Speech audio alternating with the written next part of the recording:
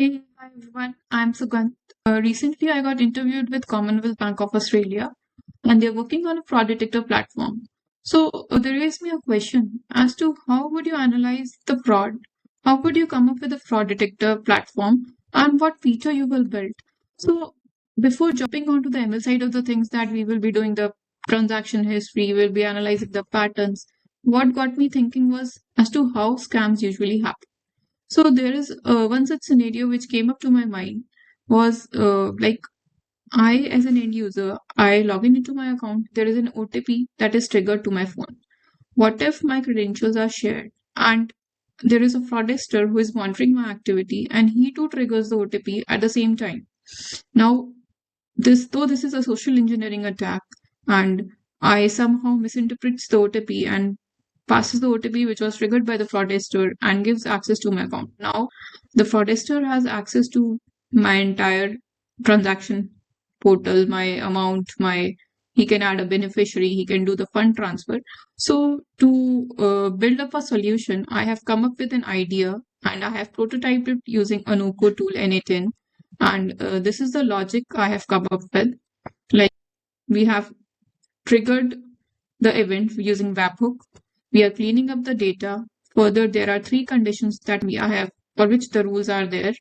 Like we will be checking for the simultaneous OTP, whether there are simultaneous OTP that have been triggered within 5 seconds or not, or within 10 seconds. We will be checking up whether the device is new or it is an unknown device, and what is the action that has been taken up post login. Along with that, there is a smart risk logic. Like there could be a user who is having multiple devices and he could access up a portal both using a phone as well as a laptop, any other device. On the basis of all these, we are calculating the risk. Like we have set up a score value for each of this, like for the simultaneous OTP, for the unknown score, for the risk login action. And on the basis of the score, we are defining the risk category, whether it is a critical risk, whether it is a medium risk, or whether it is a low risk. And all of these, we are further taking up an action, whether the account should be blocked or whether the user can process with the further activities he need to perform on the account. So to work upon this workflow, we have created a front end.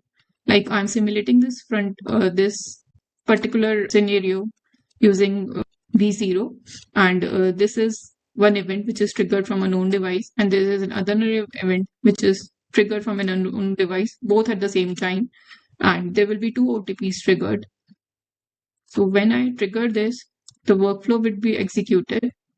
So here we can see that the workflow is getting executed, and once the workflow is executed, we can see the response.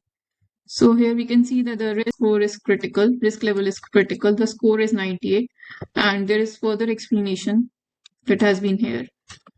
Yeah. So AI analysis is that there are two OTPs triggered, login attempt occurred within 5 seconds, with one device labeled as an unknown device. And this is a social engineering or OTP confusion. Recommended action is immediately blocking the session, requires setup verification for all related accounts, and alert the customer to potential account compromise. So, though this entire thing is built on the basis of the rules, core logic is rule based. We have added a smart risk logic for using the false positive. There could be a user with multiple devices. Along with that, we have used AI for analyst kind of explanation. And yeah, so this has been built on top of what banks already have. And along with that, we are, and it is built on top of what RBI is implementing rules in 2026.